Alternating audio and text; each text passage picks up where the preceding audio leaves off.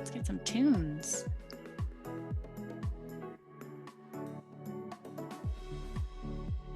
Hello, folks. Happy Thursday, all. Perfect. Just getting everyone set up for success here. Say hello in the chat. Glad to see folks here.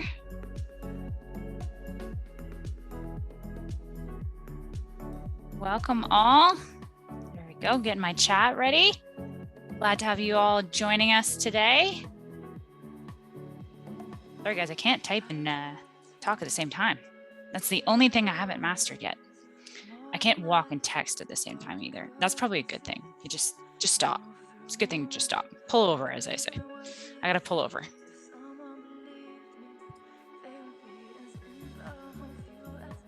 Glad to have everyone here. Hope everyone's doing well. Happy Thursday. Here we are, September. Can't believe September already. Where has the time gone, guys? Where has the time gone? It's insane.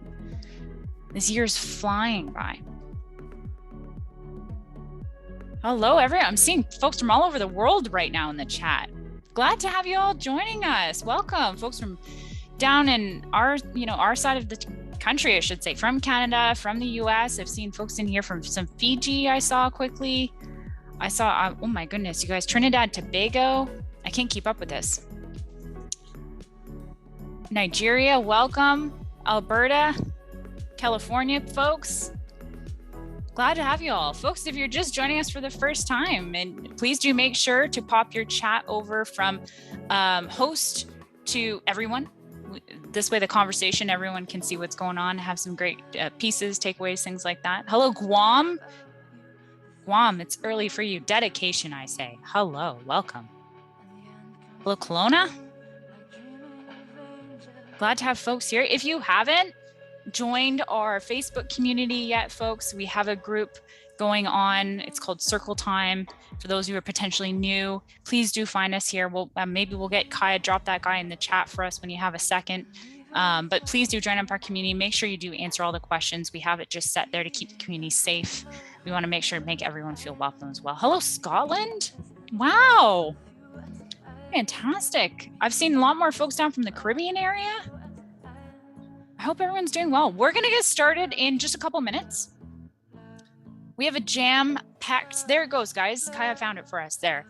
I sprung that one on her. Please do join our group if you have not already. Keep the conversation going, the networking going, especially with all these great folks from all over the world. I love hearing about how things are different across the board. So, hello, I saw some New Zealand folks, Illinois, San Diego, Dallas. Welcome, folks, welcome. Happy Thursday. It's Thursday here, at least where I am. I know for some of you folks, depending on where you are in different parts of the world, it's a little early. It's tomorrow already. I can't believe that. So glad to have everyone here. Hope everyone's doing well, staying safe, staying healthy.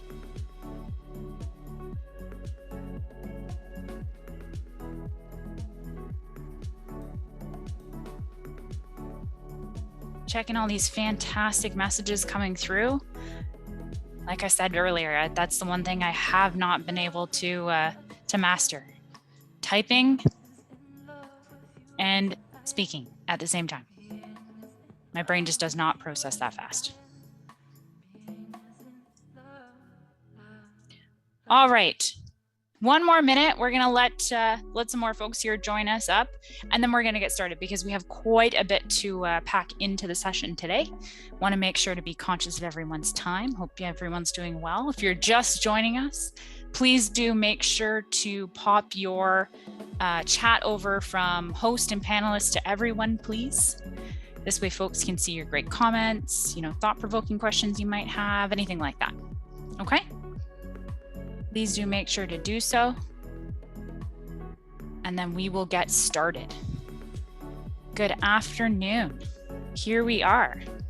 For us here in Ontario, we're heading into a nice long weekend. We have what we call Labor Day weekend. This is it. Good morning, Guam. Thanks for coming. Glad to have you. Hello, Maryland, Texas. I saw some more folks out from the BC area. Welcome. All right. I think it's time to get rocking and rolling.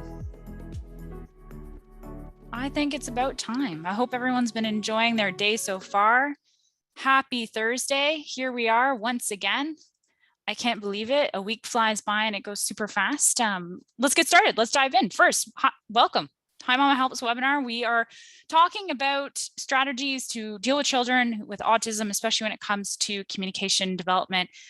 This is a great topic to be talking about, and I feel like we can definitely be chatting about it more. So maybe more to come on this topic. But as always, especially if this is your first time, your 50th time, folks, I am not the face of legal or financial advice, nor do you need me to be or want me to be. Let's be realistic here. At the end of the day, the goal, the conversation pieces that we're having, we want you to take away tips, tricks, techniques, whether you're implementing them at your center, whether you're home-based, whether you're thinking about something within your classroom. Just make sure as well you are seeking financial, legal advice on the things that are big, or even speaking to a licensing representative where need be, and making sure you're 100% before you do so. Okay, folks? Always like to cover up. We're going to start out with our land acknowledgement. Let's give a quick listen. Hi Mama acknowledges that our main headquarters is situated in Toronto, Ontario, on the traditional territory of many nations, including the Mississaugas of the Credit, the Anishinaabe, the Chippewa, and the Haudenosaunee and the Wendat peoples, and is now home to many diverse First Nations, Inuit, and Métis peoples. Toronto itself is a word that originates from the Mohawk word takaranto, meaning the place in the water where the trees are standing. As participants and guests in today's webinar, we are coming together from many different places around the world. We encourage you to learn about and acknowledge the land from which you participate. And now we're going to jump into our diversity and inclusion statement. Hi Mama is committed to fostering an inclusive and welcoming environment for our employees, customers, and community. Hi Mama welcomes and celebrates individuals of all backgrounds, orientations, and identities. Our Diversity, Inclusion, and Belonging Committee aims to ensure we provide a safe environment for everyone to thrive while bringing their authentic selves to work. Our mission is to promote an inclusive workspace for all employees through education, discussion, and celebration of our differences.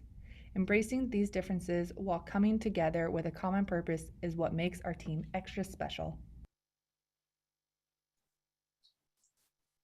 Couple of housekeeping pieces, folks. We are recording. Every time I say that too, I always double check. We are recording this session. Sorry. So if you do want to listen back or check into it later, or heaven forbid you have to leave, but we also understand life happens. Please do know we are recording the session, so not to fret there. If you would like to turn on the closed captions, we are recording with that on, but you also can just pop on the CC tab. Good thing it's Thursday, folks, and that will allow that to pop up for you on your side.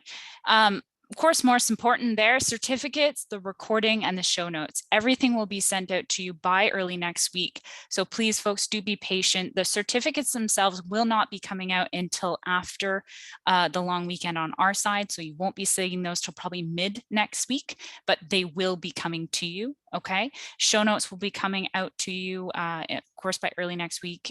We have them set up for you. So do keep an eye out for everything there. And lastly, if you're having any connection issues, I hope you're not. I hope you don't. But if you're having any connections or trouble with Zoom, please do seek support.zoom.us. They know their technology the best, folks. Sadly, I'm not an IT person.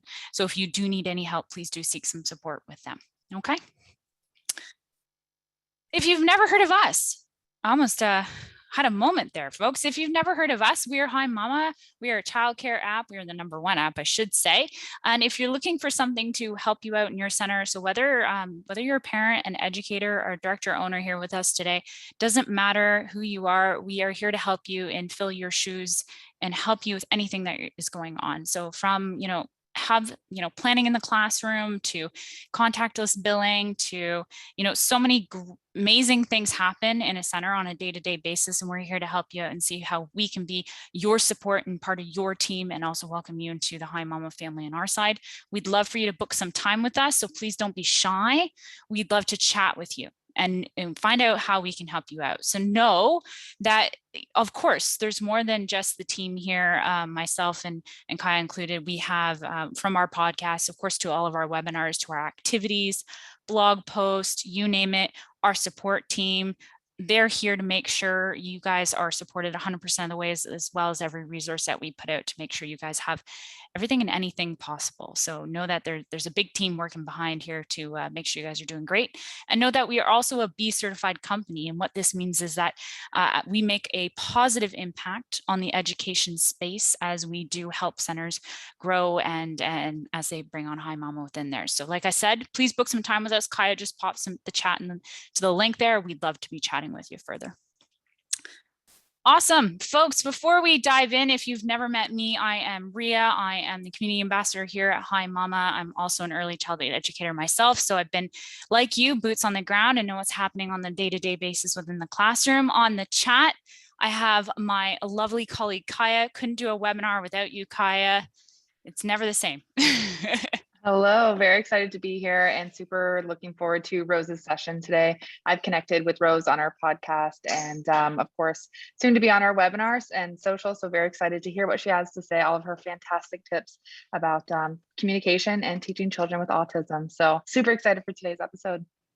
It's going to be great. Kaya will be on the chat here, folks.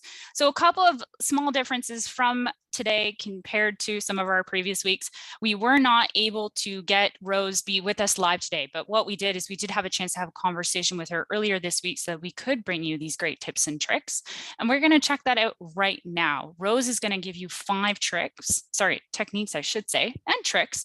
And please just know that we won't be doing open Q&A here at the end, but we are going to connect you with Rose in every way possible through the show notes and through some of the conversation pieces we're having today. So let's get started here and get into the fun of Rose's conversation.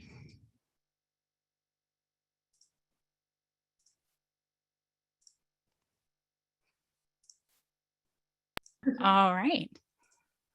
Perfect. All right, Rose, before we dive into everything you have for us today, please maybe share a fun fact about yourself. Sure, absolutely. A fun fact is I used to play the harp right behind me. I grew up playing the harp and now my daughter plays it. And I try to play it, especially at Christmas. I celebrate Christmas. And so it's like a fun time. I play, the kids sing, and I usually put that on my Instagram, TikTok. It's very fun. That is so much fun. I've always admired actually the harp. There was a lady that I used to work with. She played it. It's something I just couldn't get into it myself. I just don't know if I had the hand-eye coordination for it or what was going on, but it's so beautiful. I love every bit about it.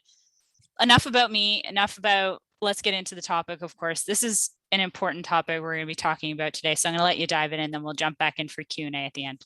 Okay, awesome.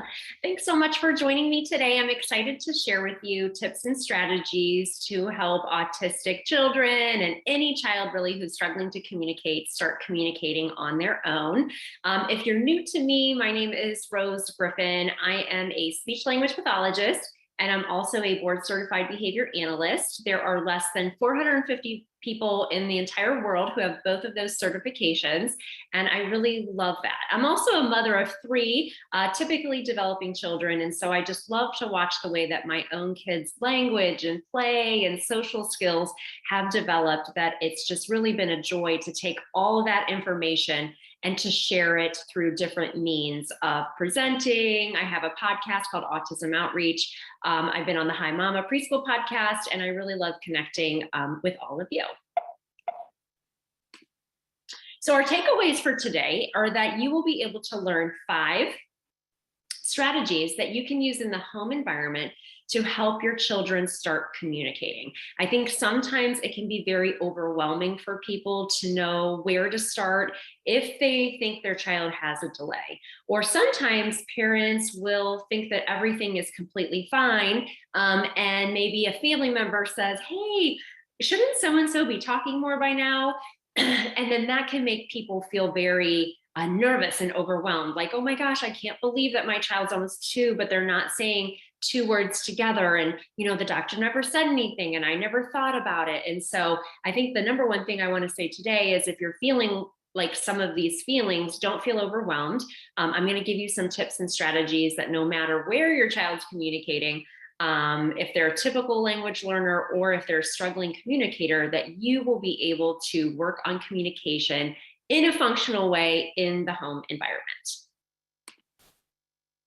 So our strategies, and these are going to be really actionable strategies that you can start working on tomorrow. I always say I love to share information, whether it be on the podcast or, Instagram, how I am working on my language, either with things that are happening with my own children in my own home or things that are taking place in the therapeutic environment. I think that's so very important.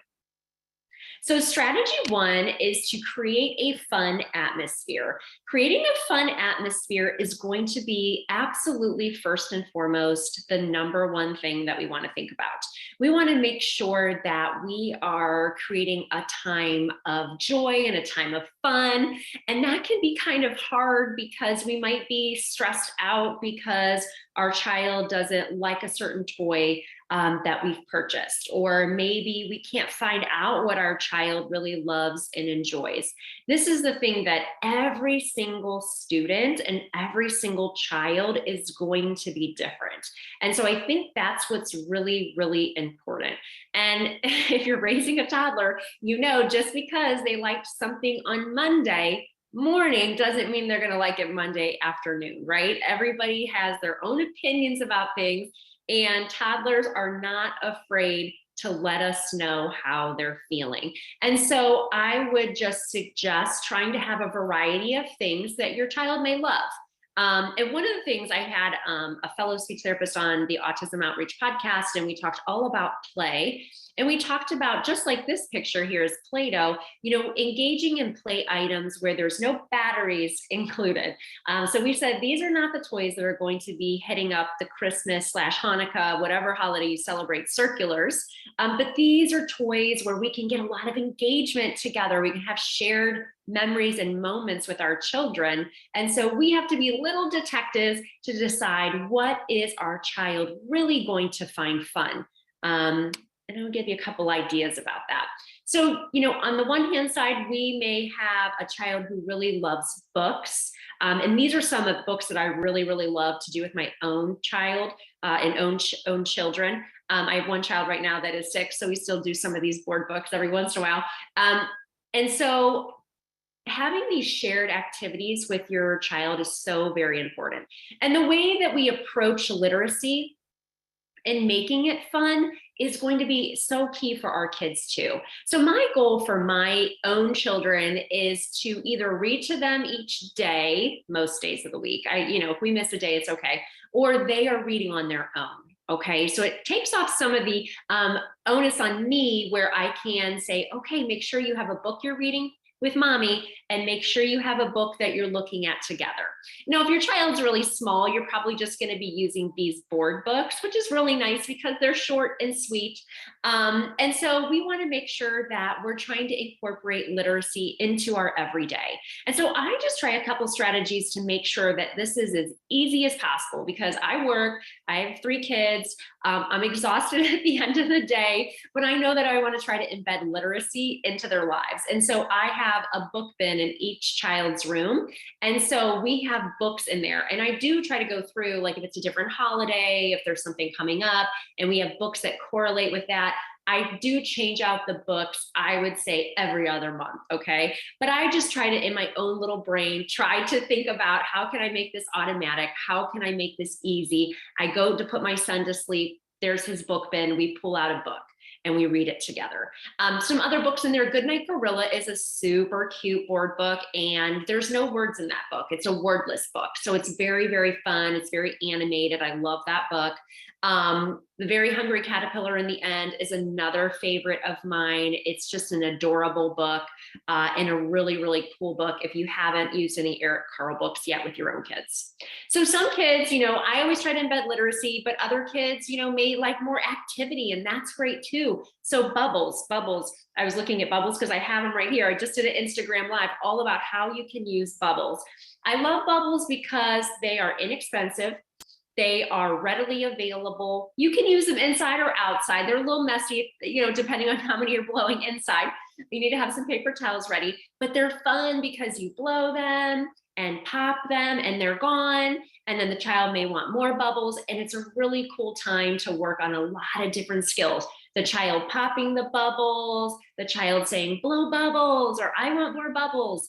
The child maybe wanting to take the bubble wand on their own and blow the bubbles. And so those can be really, really fun too. Remember to have fun with your child. So if you have a toy and you're excited about it and your child doesn't love it, or they're engaging in the toy not the way that you had intended, that's okay. I try to just remain flexible in those moments and don't get upset about that. Engage in parallel play. So when kids are really little, they're not at the age where they're going to be doing a ton of cooperative play. So parallel play just means, okay, you have your baby doll, you have your toy, I have my toy, I'm next to you, and we're playing together. If that's something that is, you can be in your child's space and you're still with them, but it doesn't always have to be as interactive, right? We're doing it together.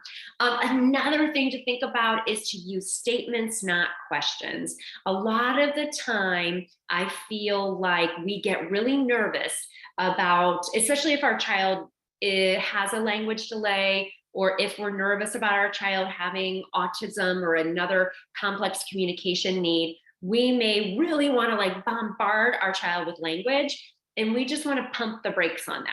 So the idea is we want to use statements, not questions. And so let's say that I have this little baby Yoda. I use him a lot as an example because I just think he's so cute. But so if I had baby Yoda using statements, I might say like, oh, wow, Mommy has Yoda. I have baby Yoda. He's green. Look at his head goes back and forth. Okay, I'm saying statements. I'm just talking about Yoda. That's what we want to do. We could pretend Yoda's going to go for a walk. We could have Yoda be jumping up and down. Uh-oh, Yoda's tired. He goes night-night. There's so many things you can do with this one little character. So we want to think about using statements. We do not want to bombard our child with questions. That can be overwhelming, especially for a child who has a language delay. So we do not want to say, who is that? What's his name? What movie is he in? What color is he? We don't want to do that. So we want to make it fun. We want to use short statements, and we don't want to bombard our child with questions. All right, strategy number 2. Strategy number 2 is to observe. We want to observe our child. This is really, really important. And I think as a parent, taking a step back and actually seeing what does our child like to play with? What toys are they into? Are they very flexible in their play? Are they engaging in any pretend play yet? Where is their play at? Because play is such an amazing dynamic way that kids learn about the world. They learn how to problem solve. If there are other children in the area, say you're at a playground, they're learning how to be in a space with others. And whether your child has a language delay or not, being in a space with others can be, for some kids, it's really hard, especially with the pandemic, and maybe we're not getting as many opportunities for that social engagement. And so it's important, just take note. And you don't have to actually take note if you don't want to, but take note in your mind, how is your child doing with play? There's certain different play milestones that we know that our children should be at, and how can we help, give them opportunities to play with different toys. I remember with my own daughter, my first child, we had to actually buy her toys because, we had a playroom and we had no toys. Once you get to the second and third kid and a couple birthday parties in, you're like, where did this toy even come from? You have so many opportunities for your kids to play. And that's what I always do when I go to see my home clients, or I'm doing an international consult with parents. I always try to say, we want to give our children different opportunities to play with toys, with a variety of toys. Because your child may play with something and decide, hey, I don't really like this. Okay, they may not say that, or they might just throw it, or they may just never come back to that toy. But it's good to be flexible in our play, because that really mirrors what's going to happen in a school environment, right? The school is going to have a variety of different play items, and your child will gravitate to different centers, but we want them to feel comfortable being flexible in their play. And how do they play with toys on their own? What are their favorite toys? How are they playing with toys? That's really, really going to be important. And if your child's going to the same toy all the time, you might think to yourself, oh, you know what? This toy that they love, love, love kind of reminds me of something I saw on Amazon, or something I saw somebody talking about. I'm going to try that toy. To broaden their play repertoire. I think that's really, really important for our kids, especially students who are autistic, to really be flexible in our play, to try different things. And I would tell you as parents, don't get upset if your child is not playing with a toy the way you think they should. You can model how to play with the toy, but some kids are just going to go with it and they're going to do what they want with the toy. And I think, to me, that's okay. And then thinking about, how is your child communicating? If something breaks in the toy, if the toy's battery is dead, if the toy's missing a part, how do they let you know that? That's going to be really, really important too. Because some kids, could be typical language learners and have no delay and just get really frustrated about something like that. I'm just speaking from my own experience with my own kids. Still to this day, somebody cries every day about something. And I just am always trying to coach them about giving them the language that they could say, hey, Paxton, you could just say, I need help with this. Or, that's my son. He gets upset about stuff. And I will say, you know what, if you need help with something, if you have trouble opening that, just tell mommy, I need help. And so if I know it's going to be a problem, I try to coach him through that before, because I don't want him to feel upset like that. I want him to feel empowered with his communication. All right, we are on to strategy number 3. Strategy number 3 is my favorite. Engage in shared activities. This is so important. So we know that children, whether you're listening as a parent or a professional, that social engagement, we sometimes will call this joint attention, if you're coming from the speech therapy field. And so that just means we're doing an activity together, myself, the child, and we're doing this activity together. And so we know that's so important to build a foundation for social skills, for cooperative learning, for learning more, for explosions of language. It really starts with not talking. I was talking to somebody, an early intervention specialist, and they said, parents do get very nervous when their child's not talking. And the number one thing they want is their child to talk. And it's hard for us as professionals because we know that, yes, we are going to work on your child communicating in a way that is comfortable for them and a way that's preferred for them. But these things, these shared activities, are things that we can do as the speech therapist, and you can also do as the parent. And this is a huge part of what I do as a consultant and a coach for parents, is I talk with them about why this is so important. And then we talk about how they can embed this into their family routines. So the first one we kind of touched on, we talked about Pete the Cat. Pete the Cat's such a great book. I just love it so much. If you haven't heard Pete the Cat, it is a really cool book that has a repetitive line. Pete gets these white shoes. There's singing involved. If you want to sing, I'm not going to scare you and sing the song together. But it's a really cool book. And then Pete steps in all these things and it has the same kind of line. And it goes, oh no. And the kids really, really love that. I just did an Instagram live at ABA Speech by Rose last night about this. And I was talking about how when you're reading a book with your child, don't feel like they have to sit right next to you all the time. So, when I go into a home and I'm providing therapy, I'm really there with the family. I'm immersed in the family routine, which I really love. And sometimes parents will get really nervous, like, oh my gosh, my child's not sitting, come back to the table, sit by Miss Rose. And I always say, don't worry about that. Don't worry about that. They're going to come back when they're engaged. I want the child to be engaged in this activity. And for some kids, this is going to be difficult. If you're embedding literacy before nighttime and it's part of their nighttime routine, it gets a little easier sometimes if your kid is tired and that's when you do reading with them. That's what I try to do with my own children. But when I'm providing therapy, it's in the middle of the day. So the kids might get up, run around, come back to me, and that's okay. We have to be flexible about what reading looks like together. And allowing your children to pick the book out of an array of books is important. Singing songs. Singing songs is so very important for our students and such a nice time to engage in shared activities, or this idea of joint attention. So, the Wheels on the Bus, that's a pretty popular song. And so I love that song because you can sing it. There's motions together, right? The wheels on the bus go round and round. So it's really cool because you can work on the child there with you. So you're working on a shared activity. You can work on the child's imitation skills. You're going to do the motions, and they'll do them after you. And it's such a nice time to work on them filling in the blank, depending on if your child's talking yet.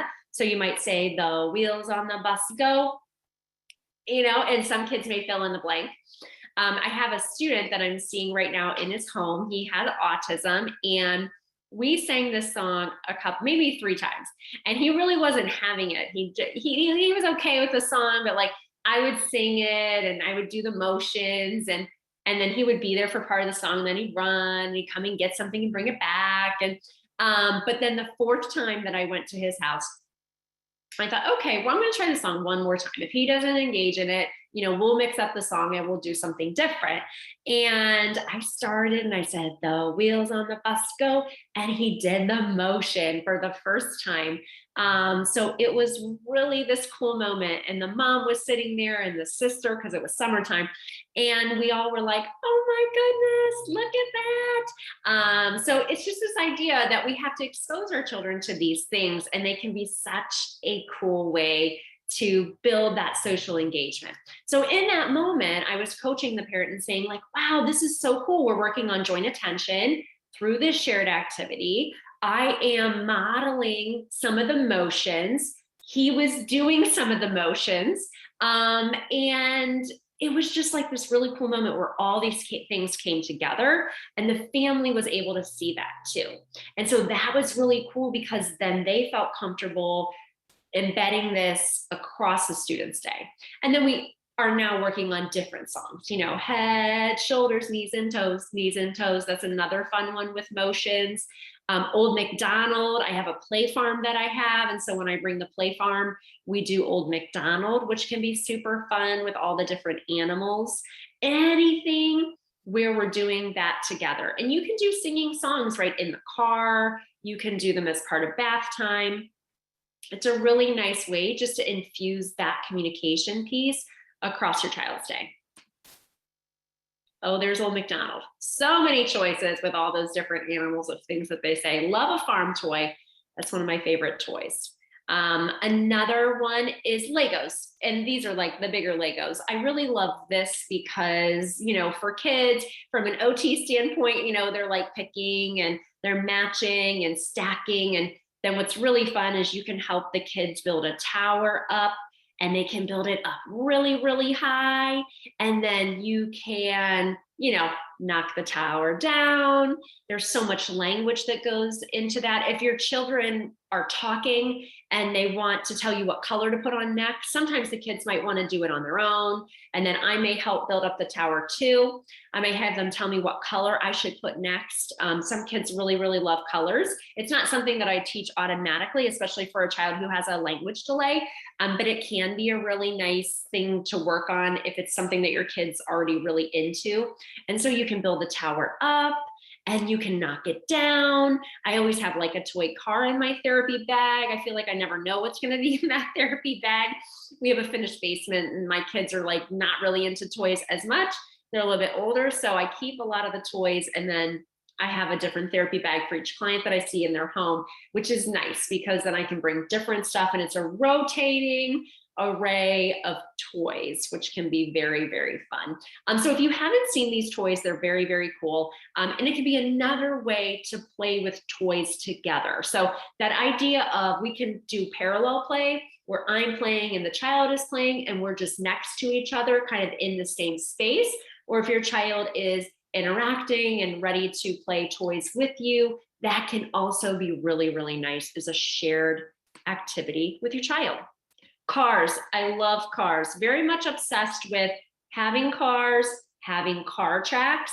And what's really cool about a lot of car tracks are that, and Fisher Price is like a brand that I really like for these, but when you have the car and you have the car track, Oftentimes my car track has like a little gas station. And so, if your child is working on pretend play, you can have, the car go down and you can have a race and you can say, ready, set, go. And this idea of including that expectant pause for the child, giving them the opportunity to say go. Okay, mommy's gonna put her car down. Here we go. I bet I'm gonna beat you. Ready, set, and have the child say no, go if they're able to, or model that language for them as well. But cars are really great because the car track, and then sometimes you will have like a little gas station that goes along with that. So then you can say, oh, mommy's car ran out of gas, or daddy's car ran out of gas. I need to fill it up. Here we go. And we drive it around to the gas station and we fill it up, make a little noise like we're filling up the gas station, and then it's ready to go. There's so many things that you can do. So I get asked a lot. I do a lot of consulting with businesses that are new clinics and new providers to helping autistic students or students with language delays, and they would say, Rose, what types of toys do we need for our little ones? And I always say a farm toy is really great with all the different animals. I love having race cars and a racetrack because there's just so much language that you can work on with these very simplistic toys. All right, strategy number 4, be a play partner. This is a big one. We want to be a play partner, not a play director, okay? Be a play partner, not a play director. What does that mean? Allow your child to enjoy play, okay? If you have an autistic child, or if you have a child who wants to play with something in a certain way, it's okay. You can model how that toy maybe is used, okay? But if your child is playing with something in a different way, be flexible. Just let them be. They like to play with it that way. Introduce different toys, okay? Introduce different toys at other times to show them, and that idea of broadening their play repertoire. Super important for our kids. If your child's hesitant to play with you, if they're like, these are my toys and you're not touching them, then you want to make sure that you're engaging in the parallel play. And this goes for if you have your other children at home, because obviously, it was for me a lot easier when I had one child, right? I could focus on that one child's needs, but then when you have 2 children, and now then when I had 3, I remember I would say, we have 3 kids under the age of 6. It was like very, very busy there for a while. But you want to also think about your whole family. How does this build into your family routine? So if you have a child and you think maybe they have a delay, or you're helping to support communication across their day, you want to think about these things because they're important, but you want to think about how does this work into your family routine? Oftentimes, children want to play with their siblings. They want to be there. And siblings want to be a support. So it doesn't always have to be the parent. Any of these things that I talked about today could absolutely be incorporated with other children, with siblings as well. And this idea of, expose your child to new toys, but don't force the engagement. It will happen in time. It will absolutely happen in time. And pre-COVID, I don't know if they do it now, but our library system, I live in Ohio, but our library system here would have checkout. You could check out toys, and they were themed toys. So there would be like a book, and there would be a toy that goes along with it. And it was really nice because if money is a barrier to you using different toys with your child, there are definitely a lot of inexpensive options that might be on pause right now because of the pandemic. But just know that here in the States, we definitely had lending libraries, and we had different areas. Sometimes you have to be kind of a detective to figure some of those things out.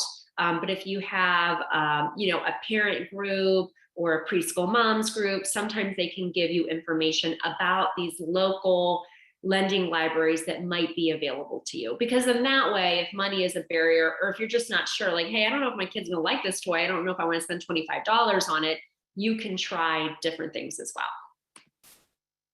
Oh my goodness, we made it to strategy number 5. Strategy number 5 is to remain flexible. This is an important one. We need to remain flexible. Don't get discouraged. That's the main thing that I would love to share, is to not be discouraged. So if you're a parent and you're listening and you are like, oh my gosh, I can't believe that my friend noted that, my child should be saying more. Or I can't believe that, my child talks, but they're not really talking functionally to anyone. Like, I should have noticed something a long time ago. I would say, don't be discouraged by that. Don't let yourself feel overwhelmed by that or burdened by that. It's that, you want to get your child the support that they need now. And I think that's really important. And don't get on, well, we all do this, right? If I have one minor medical ailment, I'm like on WebMD, and diagnosing myself with something terrible. I know you're going to go to the web and you're going to look stuff up, or, look up milestones and norms and things like that. But, take that all with a grain of salt, because it's really individualized to your child, and how your child is doing and how you can support your child in helping them expand and grow their communication skills. The other thing I wanted to say is to seek help from professionals. So every different region and every different area is going to have a different path on how you can get services. Here in the United States, I like right now, I have a personal friend of mine who, she was with her friends, and one of the mom friends said, hey, your daughter, is she in speech therapy? And my friend was like, no, she's not. Should she be? And then I talked to my friend and gave her some guidance. And so she's done things like, here in the States, you would contact an early intervention provider. And they would, right now, they're just doing Zoom calls because of COVID. And they would ask them questions. And, if they have enough that warrants coming out to the home to do an evaluation, they will do that. And then you potentially could get free services that way. Once a child turns 3, then the local public school district could evaluate your child if you're worried about your child's development. That is something that would be offered to you. But the thing that I think everybody should know is you can always seek outside help. If your insurance covers it, that's one thing. If you want to see somebody who's a specialist and it's private pay, you as a parent can do that. There is going to be a process in your area. So I would just try to figure out what that process is, and to get started. Because I know, like, my son got evaluated for occupational therapy and he ended up not qualifying, but he was really little. And I knew he wasn't going to qualify for like free in-home early intervention services because it was mild. So I took it to a private provider, which my insurance actually did cover that. And we just wanted to know, like, is there some stuff I can work on it with him at home? Like, he passed the standardized test. He really didn't qualify for services. So they didn't really recommend anything. But it was nice for me because I could then feel okay about that. And then I could talk with the occupational therapist and I could get some strategies of things that I could work on with my son in the home environment, which made me feel like I was helping in the way that he needed that support. So those are the 5 strategies. Such great information for you to think about and incorporate. And thanks so much for listening and tuning in. Rose, that was amazing. I am just going to take over control here. Thank you so much for everything you've been sharing. It's been phenomenal so far. Before we jump into Q&A, of course, just a quick plug here, especially for educators on their side. And you've kind of mentioned this throughout your presentation, like sharing this information, sharing pieces between educators and moms and dads, whoever you may be, grandparents, whoever they are. It's a huge piece to be able to do, and getting those pieces back and forth. So doing that through something like, for example, like Hi Mama, you can go ahead and do so. But of course, at the end of the day, you want to make sure you're getting all the appropriate information about all the children's development through the door at an according time. So let's jump into Q&A though. This is probably one of my favorite parts of the entire webinar, actually, is getting to pick your brain. Yeah, love that. Let's start with, of course, you've mentioned this. You spend a lot of times with different families, different ways, whether it's in the school system, whether it's at home, supporting them, building more communication. Any tips for some educators and parents as they maybe start the process for the first time? Yeah, I mean, I think what's so very important, and I actually just read a research article because I just put together this toddler early intervention course for students who have autism. But I was doing a lot of research above and beyond. And one of the articles was about making sure that parents are included in the assessment process. I think this is so important if your child is not yet communicating, if your child's a struggling communicator, is that parents are in the room potentially. If your child is getting an assessment of their speech, of their language, we really need that parental input. Like, what is your child like in the home environment? Is this typically how your child communicates? Being able to get that good snapshot, because what happens oftentimes, I've done assessments for kids who, are really like typical language learners. They're just working on speech sounds, but Mhm. they're 3. So when I come to their house, they don't talk to me and they stand by their mom's leg and hold it tight. You know what I mean? Like, and I'm still there and mom is there and so is the child. But just making sure that we can dialogue with parents and making sure that we have a really robust assessment that's going to be some mix of maybe an informal screening, maybe standardized testing, and then also an observation and dialoguing with the family, because that will give us such a better idea of how we can plan our intervention to support the child. I think that's a huge piece. And I think a lot of parents, because of course it's a scary process, no matter what you're going through. And a lot of parents maybe step back a little bit because of course we don't know what to do. And it's where do you start? And so I think that's a huge one, is don't be afraid to be obviously involved and get involved. Let's talk a little bit about some children who are autistic. What would you say is the most difficult hurdle to overcome for parents when they're supporting their autistic child? We know the spectrum is wide. We know there's a variety of, it will depend on A, B, and C, but any maybe tips that parents can take away, or even educators in the classroom right now, if they're working on supporting a child who's been just newly diagnosed, maybe? Yeah, I think what's most important is to take data, like, and just to go with your gut. Like, as a parent, especially in the autism world, there are going to, if there were 10 different speech therapists, you probably get 10 different ideas and 10 different answers to this question. But my parental slash professional idea is just really trust your gut. If you say, I'm going to do applied behavior analysis or ABA, some people will say, that's terrible, don't do that. If you say, you know what, we're going to do floor time, completely naturalistic environment, some people would say, oh, well, that's awful, don't do that. So you as a parent need to do your research, which could mean a combination of talking to people in real life. I would say try to get off the internet, because people on the internet will give a lot of like really heated comments that maybe don't have a whole lot of research behind it. So try to take a step away from the internet, talk to people in real life, talk to the potential providers that your child's going to work with. If you have that good feeling inside that I think this is going to work, then you just make sure that they're taking data and sharing that data and progress with you so you feel comfortable. Make sure you can observe the sessions. Absolutely, 100%, a parent should be able to be in the therapy room, should be able to come and observe the sessions. You want to make sure your child is running, skipping, and jumping to the therapy environment. It shouldn't be something where you're dragging your child in. So very much so. That's, and I'm sure there's some days where that just happens naturally, but right. Like you said, the spectrum is large. Yes. Maybe for some educators, maybe if they're starting to suspect that a child is on the spectrum, what would be maybe their first steps in starting to get the right support, especially as they, because usually it is something that is diagnosed a little bit later on in life, but something that they can even have conversation with parents about what's ways to get the ball rolling. I mean, I would work within the culture of your work environment. Yeah. But one website that I really love is called Autism Navigator. And Autism Navigator has a list of about 16 characteristics of autism.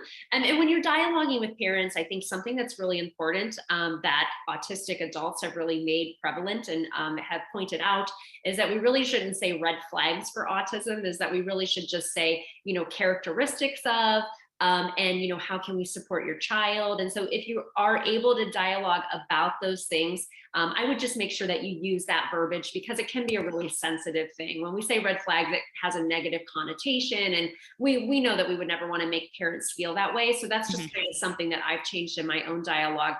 within the past 2 years, because I really honestly had never thought about it until it was being pointed out on social media.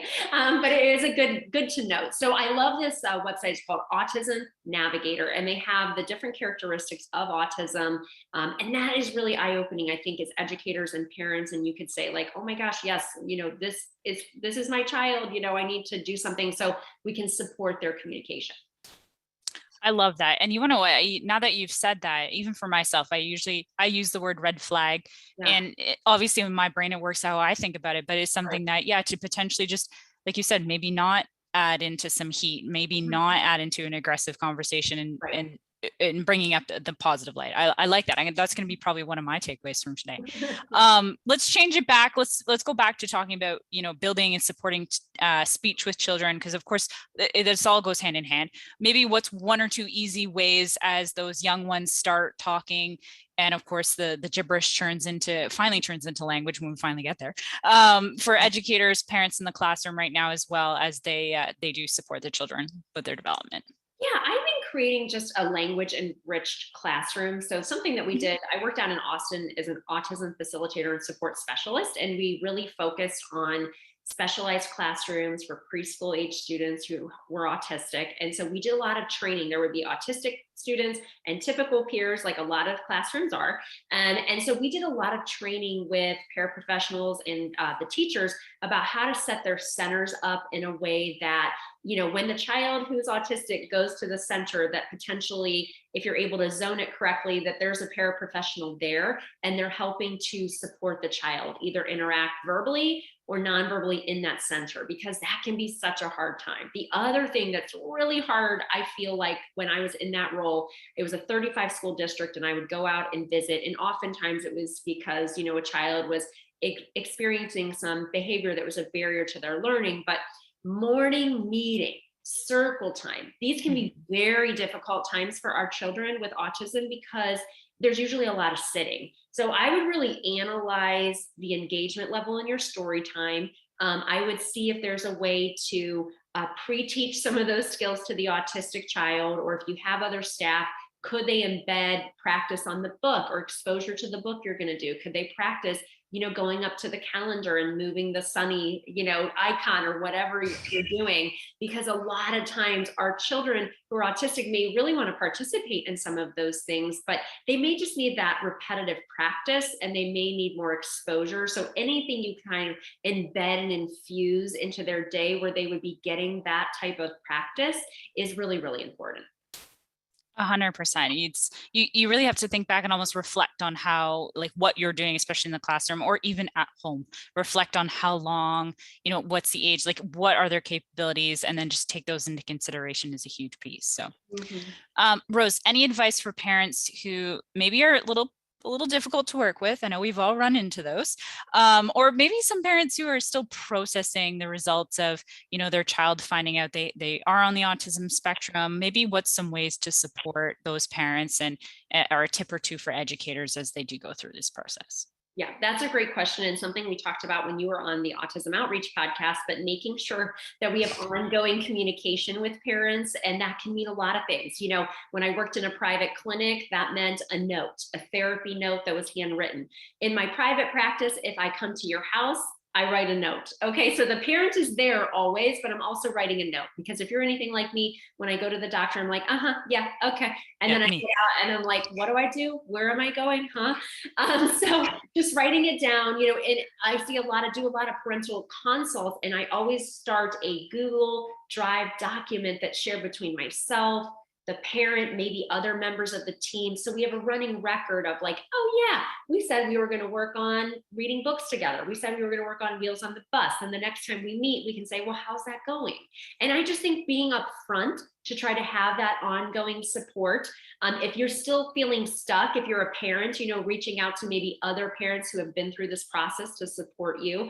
If you're a professional, reaching out to see if you can do some professional development, if it's an area that you feel like you want to learn more about. I think that's important too, to kind of always be building our competency. I know as a speech therapist, maybe 5 years ago, I had a couple kids on my caseload who were stutterers, and I didn't really know a lot about stuttering. So, my district was like, yeah, take all the stuttering courses. courses, do all the CEUs.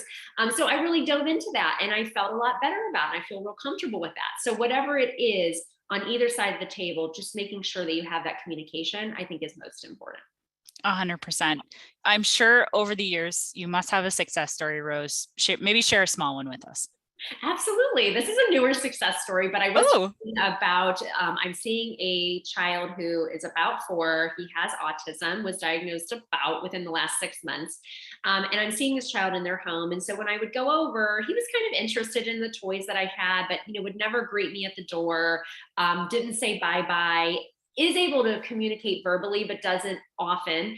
And so, the 6th time I think that I went to his house, he said, "Hi, Miss Rose." It was amazing. He said, "Bye-bye." He's been saying all these things when we're working on play-based routines together. And so that was just 6 sessions. And it was really just amazing to see how excited his parents are and to see how excited I was. And I've been doing this 20 years, but I still legit, I'm very excited about this. So I'm like, this kid is really fun. It just invigorates me and inspires me to keep doing the work, I love that. It's just, my heart now is just full because of all of this. Rose, I love that. You've been such a pleasure. All of this information has been fantastic. I feel like you've probably sparked many, many questions, but hey, that's why we're here. Is maybe what's the best way to get a hold of you if folks do have some unanswered questions, and B, any last words of advice, wisdom, happy thoughts you want to leave us with?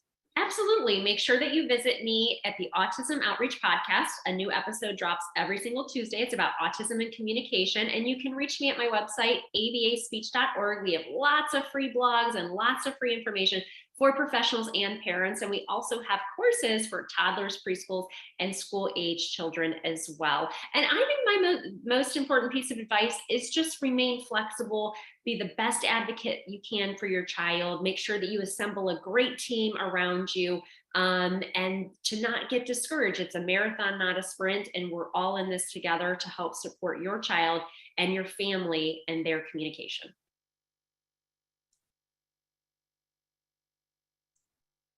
Folks, I hope you very much enjoyed that. I enjoyed conversation with Rose so very much. She gave some great tips today. I hope you had some great takeaways. For folks who didn't get a chance to have your questions answered, please do check out Rose's site. She's more than happy to connect up with you. There's so many questions around this, and I definitely think we should be having further conversations about children who are in any case, speech therapy itself is super important, and helping children with autism as well, as the spectrum is quite wide and quite varied. And as well, thank you very much, folks, who were answering the poll there. We popped it up during the conversation. Not to worry if you didn't get a chance, it's all good. But let's chat next week already. I can't believe it, guys. I cannot believe it. Show notes and recording. Everything will be coming to you by early next week, folks. So just be patient. Everything will be coming out to you, as well as the certificates. They will not be coming out until next week. So just keep an eye out for your, in your inbox, I should say, as they'll be coming out to you then. So just be patient. Everything will be on its way, recording, slides, and everything. And of course, connections with Rose. Anything she mentioned today, like her site, things like that, we'll be making sure to include that in our show notes email for you folks. Okay.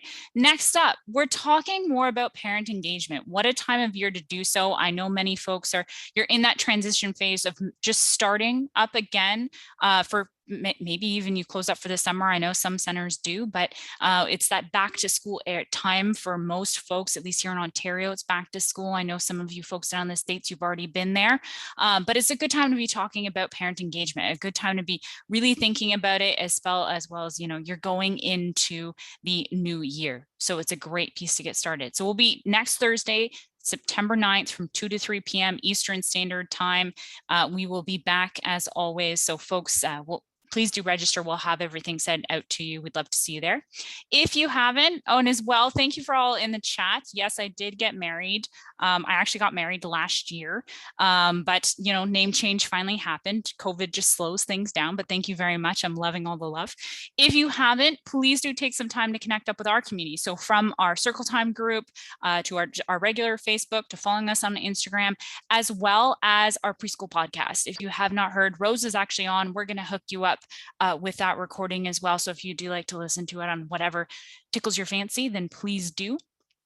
We'd love to have you listening to that conversation. It was absolutely fantastic as well. And then looking out in the future, I was actually featured on Rose's podcast. Not out yet. Well, in the future, it's coming. It's coming. At the end of the day, folks, especially here, Ontario, for those who are going into the Labor Day long weekend, please do enjoy, stay safe, stay healthy. Miss Kaya, before we wrap up, is there anything I might have missed for today? I'm just loving the chat right now with the name change and the congratulations. I love you guys. You're fantastic. Ria's an actual celebrity. And also I just noticed the shirt I'm wearing, it says Rose on it. It just happens to say Rosewood, but it's clearly meant to be. We love Rose. Those were some fantastic tips. I'm going to post her podcast that she had with us back early summer. So take a listen. There are some more fantastic tips for educators out there. Seems like the chat was really, really loving it. So super excited to share that. All right, folks, we're going to wrap up a couple minutes early here today. Please do take some time. You'll be able to, I'll be sending out the certificate to those who are in the live session here with us today. And then if you do access the recording, the certificate will be available as a template for you to download. So you'll be able to pop in your name and your center name and keep for your files for whatever you need it. So folks, thank you so much. Stay healthy, stay safe, stay happy. We'll see you next Thursday. Bye-bye all.